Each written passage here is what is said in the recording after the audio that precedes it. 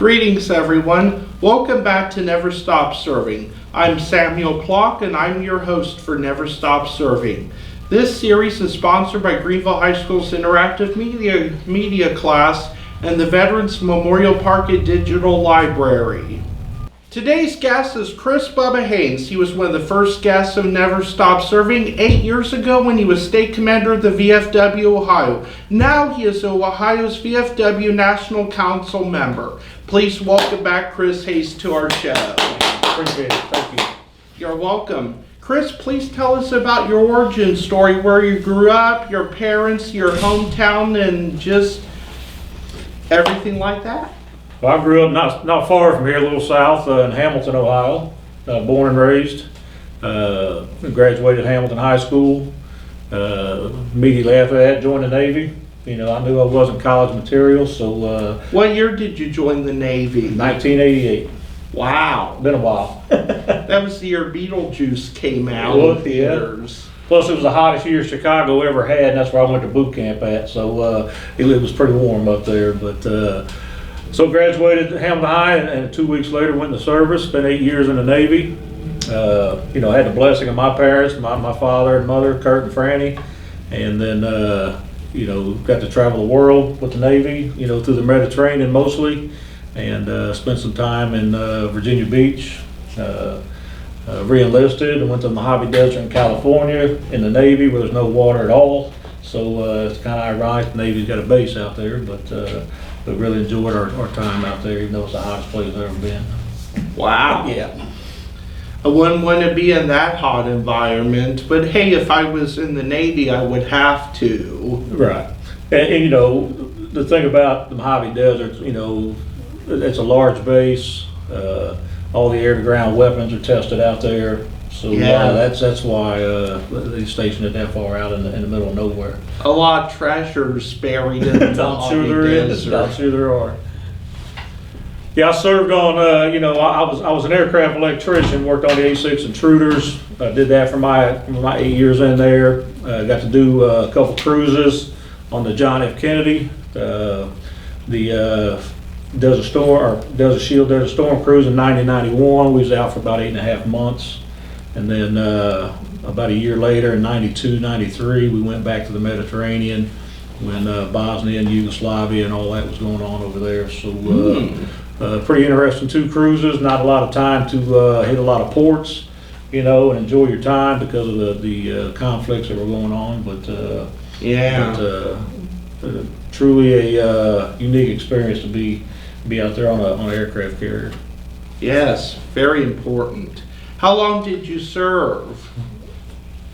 Served a little over 8 years. You know, most military people will know how long they served, and it was 8 years, 1 month, 22 days, because we all know how long we served. You know, when that time is up, it's up, and you never forget how long you served in there. So just a little over 8 years. And the relationships you've made. Oh yeah, I mean, you know, those are friends for life. You know, you don't get to see them a lot, especially the ones you served with, but you never forget who you served with. Yes. And what was your job while you were in the military? I was an electrician on A6 intruders. Once they were phased out, went to EA6B prowlers. Did a little bit of work on some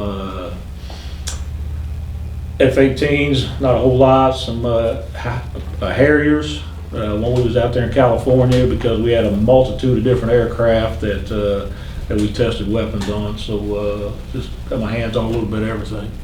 Yes. Could you please explain what you do on the VFW National Council?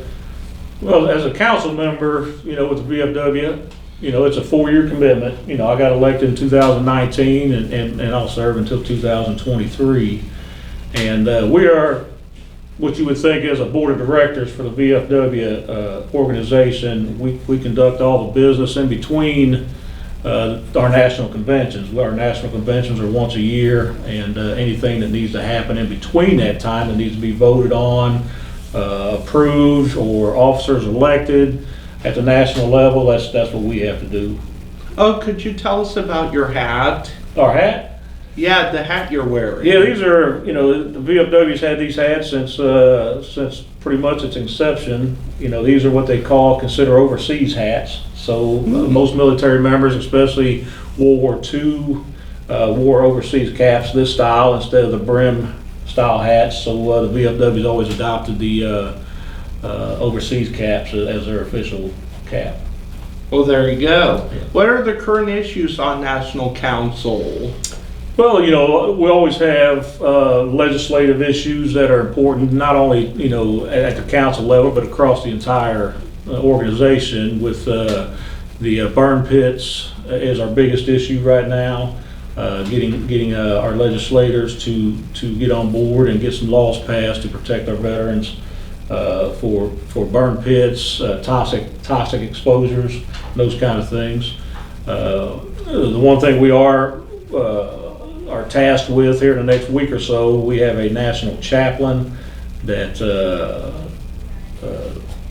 we have to elect a new one, and in between conventions, the National Council, and the council's made up of all of our national line officers and one member from each state, and one from the Department of Europe and one from the Department of the Pacific. So we have about 68 people on our national council. So, like I say, in between national conventions, we have to take care of the business of the organization, pass the budgets, each year, Protect our veterans. Always protect our veterans. I mean, that's our number one goal, is to do that and help them in their quality of life, and make those things better, not only for our veterans now, but those future veterans and future service members that'll come up long after we're gone. We're trying to do this for the long haul. Yes. What do you see as the biggest issue for the VFW today?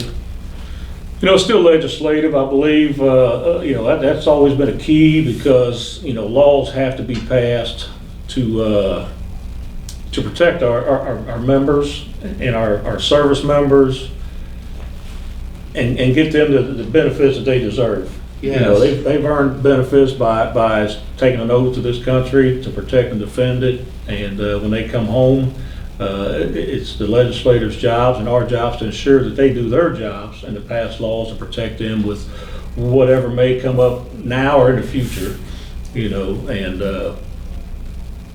but also, another issue, that we have is of course always membership.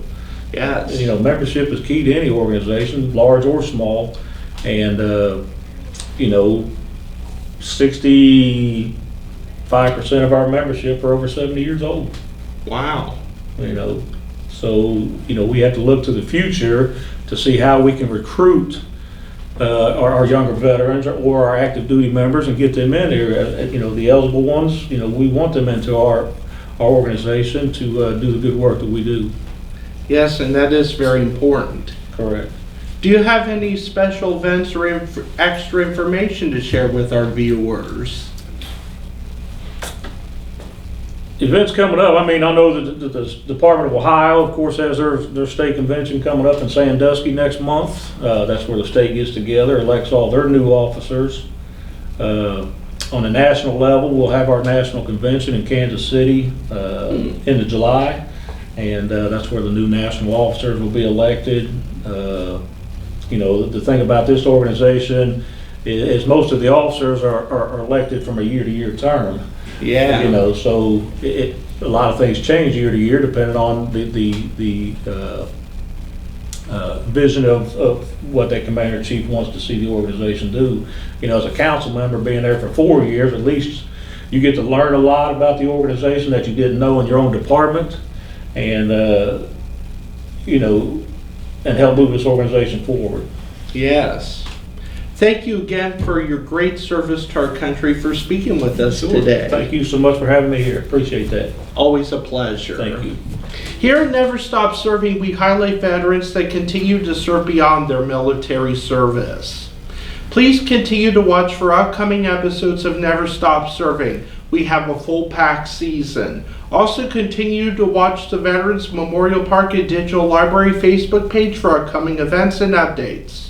If you are a veteran and would like to share your story, please send us an email at gbmpdl@gmail.com. That's gbmpdl@gmail.com, folks. Don't forget it.